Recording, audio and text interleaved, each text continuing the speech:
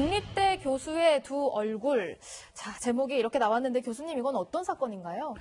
예, 이게 이제 제주에 있는 그 뭐 국립대 교수인데요. 지금 네. 연령이 61세로 알려져 있습니다. 예, 예. 근데 이제 그 지난해 3월과 10월에 어떤 그 자기 그 과에 있는 학생이겠죠. 네. 그 학생에게 면담을 하고 싶다라고 접근을 했다는데 저는 잘 이해가 되지 않는 것이 네. 예. 보통 일반적으로 학교에는 그 면담을 해야 되는 책임 학생들이 할당이 돼 있거든요. 아, 예. 그러니까 이거는 면담을 하고 싶다 접근을 하는 것이 아니라 사실은 면담을 해야 될 사람은 면담을 해야 되는데 네네. 이 사람에게 할당된 사람 학생인지 아닌지는 모르겠으나 좌우간 그렇게 해서 이 학생을 만나게 됐어요. 예. 그러니까 이 학생이 뭐라 그랬냐면 공황장애 예. 그리고 우울증 그리고 가정 형편이 어렵다 이렇게 얘기를 하니까 자기도 같은 그 공황장애를 앓고 있다 이렇게 네. 하면서 약을 소개를 한 거죠. 예, 예. 그거는 이제 제가 봤을 때는 이제 공감대 형성을 해가지고 상대를 좀 안심시킨 것 같아요. 네. 뭐 그까지는 뭐 좋다라고 봅니다. 네. 그런데 단독적으로 저녁에 식사를 하자라고 이렇게 제안을 하는 거죠. 아, 예, 예. 그래서 이제 식사를 하고 난 뒤에 그것까지도 좋아요. 그때 당시에 뭐라고 이 학생이 얘기했냐면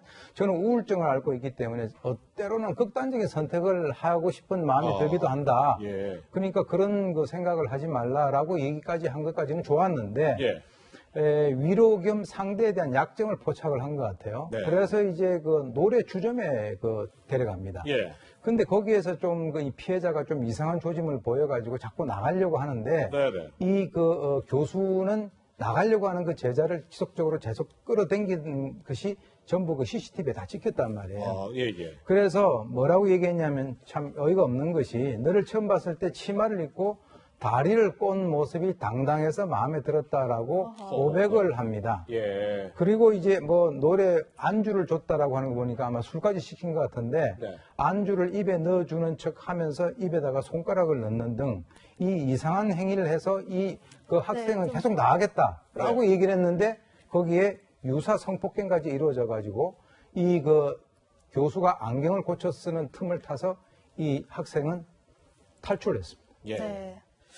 일단 어제 재판이 열렸는데 일단 그 재판에서 피해자의 동의를 얻어서 범행 당시 이 상황이 담긴 녹음 파일이 공개됐다고 하더라고. 이 녹음 파일은 좀 어떤 내용이 담겨 있었나요? 지금 이제 이 학생이 본인이 그런 피해를 당한다라고 하는 조짐을 알고 난 이후에 네. 아마 휴대폰을 이용을 해서 녹음을 한 것 같아요. 예, 예. 거기 횟수를 보게 되니까 싫어요가 207번, 아, 예. 27번도 아니고 207번이고요. 네, 네. 비명소리 15번, 집에 가고 싶다가 53번입니다. 예. 그래서 지금 이제 이 2차 공판에서 피해자 신문을 하면서 아주 이례적으로 이 피해자의 동의를 얻어가지고 네. 언론에만 제한적으로 공개를 했는데요. 그래서 이제 이 당시에 그 신문을 할 때는 그 피의자를 법정에서 퇴장시키고 네. 피해자를 보일 수 없도록 가림막을 치고 또 거기에 해바라기 선다에 있는 직원이 동석을 해서 안심을 시킨 상태에서 진술을 들었다라고 전해지고 있습니다. 네, 사건 직후에 이 해당 교수가 이 제자에게 끈질기게 합의를 요구했다라든지 또 이후에는 또 심신미약까지 주장했다 이런 얘기도 있거든요. 이게 처벌을 줄이기 위한 것으로 볼 수 있을까요? 뭐 통상적으로 이런 사건이 발생이 되면 필사적으로 단 하루라도 줄이고 실형을 받지 않기 위해서 이런 어떤 그 활동을 하는 것이 일반적입니다. 아주 네. 수순인데요. 그런데 이제 합의서를 써줬다라고 들려오고 있습니다. 왜 그러냐면 이 여학생 같은 경우는 집안 형편이 상당히 좋지 않고 또 10대 동생을 돌보고 또 이 강간 피해를 당하고 난 이후에 병원비를 갖다가 대야 되는 그런 상황이기 때문에 합의금을 받고 합의서를 써줬다라고 하는데 실제로 이번에 이제 그 재판 과정에서 어쩔 수 없는 합의였다. 비록 합의서에는 처벌을 원치 않는다라고 써놨지만은 사실은 엄한 처벌을 해달라 이렇게 이제 주장을 했다라고 하는 것이죠. 예. 그래서 이 합의서 작성이라고 하는 것은 용서해서 작성한 것이 아니라 자기는 단 한 번도 상대를 용서해 본 적이 없다라고 얘기를 하면서 재판 끝나고는 학교로 돌아가지 않겠다. 그리고 이제 본인은 원래 정상적인 어떤 그 회사원 생활을 하려고 하는데 엄청난 트라우마에 시달리고 있다 이렇게 얘기를 하고 있는데요. 네. 지금 이제 이 교수는 심신미약을 주장하면서 범행 전에 우울증과 관련된 그러한 어떤 그 처방 내역을 증거로 제출했다라고 합니다. 네. 네.